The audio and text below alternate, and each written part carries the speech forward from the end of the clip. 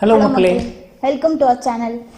So இன்னைக்கு நம்ம எதை பற்றி பேச போகிறோம்? ஓகே, ஸோ நேற்று வந்து பட்ஜெட் தாக்கல் பண்ணியிருக்காங்க இல்லையா? இன்னைக்கு பட்ஜெட் பற்றி பேசலாம். ஓகே, ஃபஸ்ட்டு பட்ஜெட்னா என்ன? நார்மலாக நம்ம வீட்டுக்கு பட்ஜெட் போடுவோம்ல, சேல்ரி வந்தோடனே நம்ம இந்த மாதம் என்ன நமக்கு சேல்ரி வந்திருக்கு, என்னென்ன செலவு இருக்குது, என்னென்னலாம் இன்வெஸ்ட் பண்ணலாம், அதை பற்றி நம்ம பேசுவோம் இல்லையா? ஸோ அதுதான் வந்து நார்மலாக பட்ஜெட் அப்படிம்போம். ஸோ அது மாதிரி நம்ம நாட்டுக்கான பட்ஜெட், இந்தியாவோட பட்ஜெட்டை வந்து தாக்கல் பண்ணியிருக்காங்க. ஸோ அதுதான் வந்து ஆக்சுவலாக இந்திய வரவு செலவு திட்டம் அப்படின்னு சொல்லுவாங்க. ஸோ அது வந்து என்ன அப்படின்னு பார்க்க போகிறோம். ஃபஸ்ட்டு வந்து செலவு அப்படின்னு சொல்கிறோம்ல, செலவு வந்து ஆக்சுவலாக 2 டைப் ஆஃப் செலவுகள் இருக்குது. ஒன்று வந்து திட்டம் சார்ந்த செலவுகள், இன்னொன்று திட்டம் சாராத செலவுகள் அப்படின்னு சொல்லுவாங்க. திட்டம் சார்ந்த செலவுகள் அப்படின்னா என்னென்ன அப்படின்னா, நம்ம இந்த விவசாய உற்பத்தி பெருக்கிறது, தொழிற்சாலை உற்பத்தி பெருக்கிறது, சாலை, அதாவது சாலைகள், ரயில் போக்குவரத்து இதெல்லாம் மேம்படுத்துறது, புதுசாக ரோடு போடுறது, அந்த மாதிரி இருக்கிறதெல்லாம் வந்து திட்டம் சார்ந்தது. இதில் கல்வி, சுகாதாரத்தை மேம்படுத்துறது எல்லாமே அதுக்குள்ளதான் வரும். ஓகேவா? திட்டம் சாராத செலவுகள்னால் இந்த திட்டத்தை எல்லாம் செயல்படுத்துறதுக்கு ஒரு நிர்வாகம் வேணும்ல. அதாவது குடியரசுத் தலைவர்லேருந்து கவர்மெண்ட் ஆஃபீஸில் வேலை செய்கிற கடைசி ஊழியர் வரைக்கும் அவங்களுக்கான சேல்ரி, அவங்களுக்கு கொடுக்குற ஓய்வூதியம்லேருந்து எல்லாமே, அப்புறம் மானியங்கள்லாம் கொடுக்குறாங்கல்ல, உணவில் உரத்துல எல்லாம் கொடுக்குற மானியம்லாம் இருக்குல்ல, அது எல்லாமே வந்து திட்டம் சாராத செலவுகள் கீழே வரும். ஸோ இதுதான் வந்து செலவுகள். இப்போ நமக்கு என்ன இன்கம், வருவாய் என்ன அப்படின்னு பார்த்தீங்கன்னா, நம்ம டேக்ஸ் பே பண்ணுறோம் கவர்மெண்ட்டுக்கு. அடுத்து வந்து கவர்மெண்ட் இன்வெஸ்ட் பண்ணியிருக்கிறதுலேருந்து கவர்மெண்ட்டுக்கு வர ஈகை தொகை, ப்ராஃபிட், அது அந்நிய முதலீடுகள், வெளிநாட்டிலேருந்து நம்ம இதில் இன்வெஸ்ட் பண்ணுறது, அது வந்து கடனாகவோ உதவியாகவோ நமக்கு கொடுக்குறாங்களே, அதெல்லாம் வந்து நம்ம நாட்டோட வருவாயில் வரும்.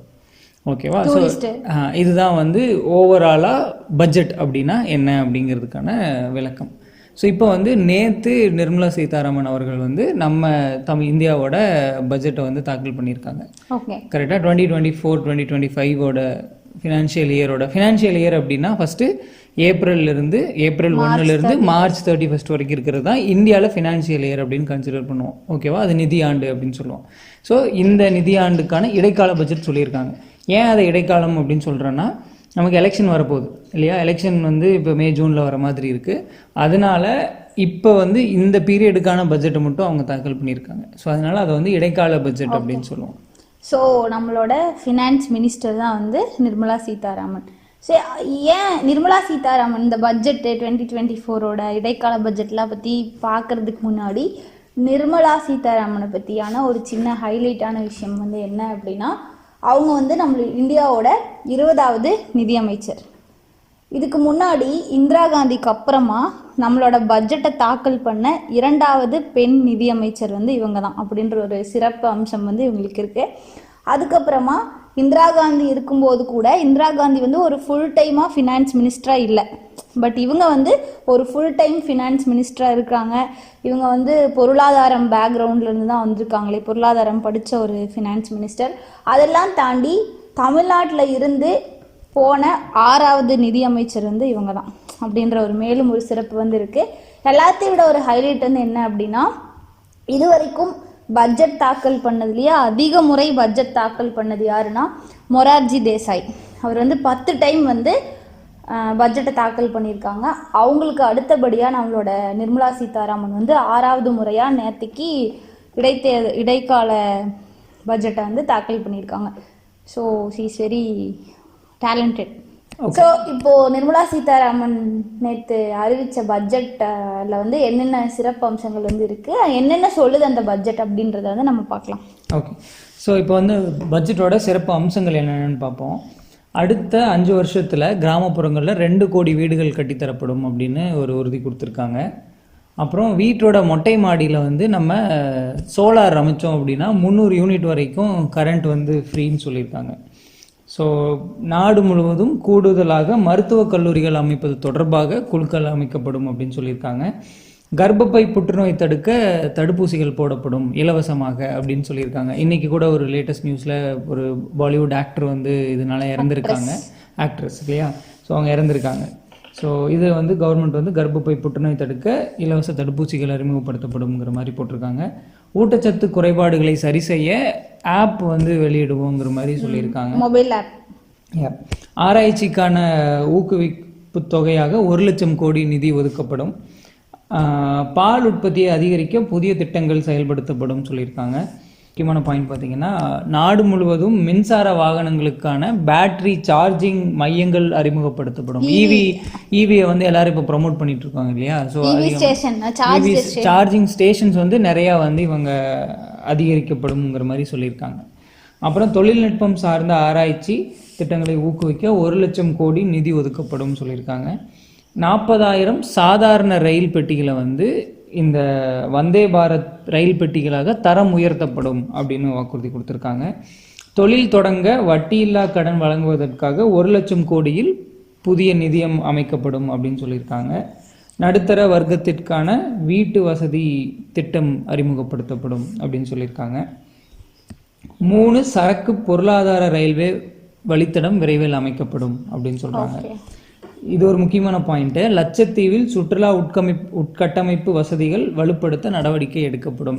ஆல்ரெடி தெரியும், ஒரு இஷ்யூ போயிட்டு இருந்துச்சு. லட்சத்தீப்ல வந்து இனிமே நிறைய வசதிகள் வந்து அதுக்காக இன்வெஸ்ட் பண்ணுவோம் அப்படிங்கிற மாதிரி சொல்லியிருக்காங்க. அடுத்து வந்து இந்த வருமான வரி டாக்ஸ் பேயர்ஸ் எல்லாம் வந்து எதிர்பார்க்குற ஒன்று. போன நிதியாண்டில் என்ன இருந்துச்சோ அதே டாக்ஸ் பே ஸ்லாப்ஸ் தான் இந்த டைம் இருக்குன்னு சொல்லியிருக்காங்க. 7 லட்சம் வரைக்கும் சேலரி வாங்குறவங்க டாக்ஸ் பே பண்ண தேவையில்லை அப்படின்னு சொல்லியிருக்காங்க. ஓகே, இதில் ஒரு சின்ன இன்ஃபர்மேஷன் என்ன அப்படின்னா, 2014 வந்துட்டு 2014 இது எப்படி இருந்தது அப்படின்னா, மாத வருமானம் வந்து 16,500 ரூபா வாங்குறவங்க வரைக்கும் வந்து டேக்ஸ் கட்ட தேவையில்லை. 16,500 ரூபாய்க்கு மேலே மாத வருமானம் வாங்கினா கண்டிப்பாக டேக்ஸ் கட்டணும் அப்படின்ற மாதிரி இருந்துச்சு. அது வந்து 2023 மாத வருமானம் 62,500 ரூபா வாங்குற வரைக்கும் டேக்ஸ் வந்து கட்ட தேவையில்லை. அதாவது தட் மீன்ஸ் 7 LPA 7 LPAக்கு மேலே நீங்கள் வாங்கினீங்கன்னா டேக்ஸ் வந்து கட்டணும். அதில் வந்து எந்த மாற்றமும் இல்லை. அதுதான் நிறைய பேர் எதிர்பார்த்தாங்க, டேக்ஸில் ஏதாவது சொல்லுவாங்கன்னு. பட் அதில் எந்த மாற்றமும் இல்லை. ரைட். ஸோ அடுத்து வந்து வேகமாக உயர்ந்து வரும் மக்கள் தொகையால் ஏற்படும் சவால்களை கண்டறிய உயர் அதிகாரிகளை கொண்ட குழு அமைக்கப்படும் அப்படின்னு சொல்லியிருக்காங்க. அடுத்து வந்து வருமான வரி செலுத்துவோரோட எண்ணிக்கை வந்து 8 கோடிக்கு மேலே இன்க்ரீஸ் ஆகிருக்கு.